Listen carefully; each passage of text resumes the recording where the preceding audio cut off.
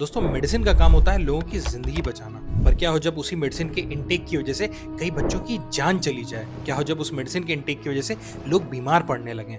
कुछ ऐसा ही हुआ था साल 1957 में थैलिडोमाइड स्कैंडल में। दोस्तों साल 1957 में जर्मनी की एक फार्मा कंपनी एक मेडिसिन लॉन्च करती है जिसका नाम रखा जाता है थैलिडोमाइड। शुरू में ये medicine as a sleeping pill introduce की गई थी, बट बाद में कंपनी ने क्लेम किया कि इस मेडिसिन को प्रेग्नेंट लेडीज भी खा सकती हैं, जिससे उनकी नौसिया, मॉर्निंग सिकनेस और एंग्जाइटी की प्रॉब्लम में बहुत कंट्रोल किया जा सकता है।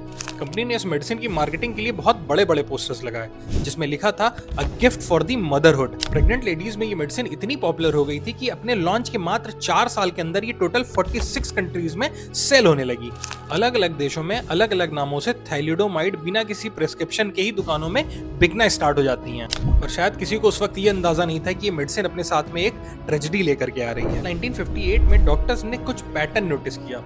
उन्होंने देखा कि टोटल बर्थ जितनी हो रही है उसमें से 50 to 60% ऐसे बच्चे पैदा हो रहे हैं जिनमें कुछ ना कुछ डिफॉर्मिटीज हैं और एबनॉर्मलिटीज हैं। किसी के हाथ कटे हुए हैं, किसी के पैर कटे हुए हैं, किसी के हाथ छोटे हैं तो पैर बड़े हैं, किसी के लिप्स कटे हुए हैं। डॉक्टर्स को ये बात नहीं समझ में आ रही थी कि जब मदर्स ऑलरेडी हेल्दी हैं तो बच्चों में ये डिफॉर्मिटीज आ कैसे रही हैं। तभी जर्मनी के एक डॉक्टर वाइडुकाइंड लेंस इस केस को स्टडी करते हैं और रिसर्च कंप्लीट होने के बाद उन्हें एक चीज बहुत अजीब दिखाई देती है। उन्हें पता चलता है कि जितनी भी प्रेग्नेंट लेडीज ने थैलिडोमाइड खाया था उन सभी के बच्चे एबनॉर्मल पैदा हुए हैं। वो अपनी रिपोर्ट में मेंशन करते हैं कि थैलिडोमाइड के इंटेक की वजह से ही बच्चों में ये डिफॉर्मिटीज आ रही हैं। एक ऑस्ट्रेलियन डॉक्टर विलियम मैकग्राइड भी सेम कंक्लूजन देते हुए कंपनी को इसके प्रोडक्शन को इमीडिएटली बंद करने की रिक्वेस्ट करते हैं, पर कंपनी ये कहकर के डिनाई कर देती है कि ये मात्र एक कोइंसिडेंस है।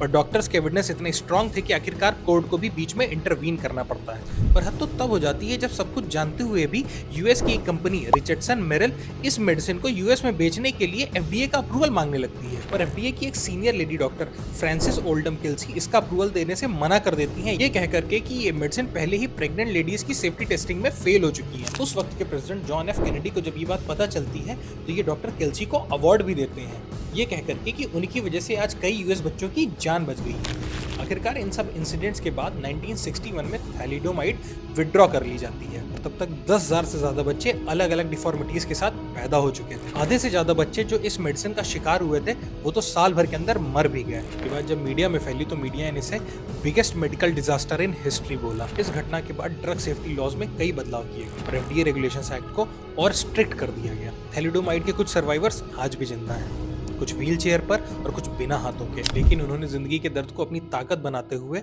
मेडिकल अवेयरनेस फील्ड पर अलग अलग काम किए।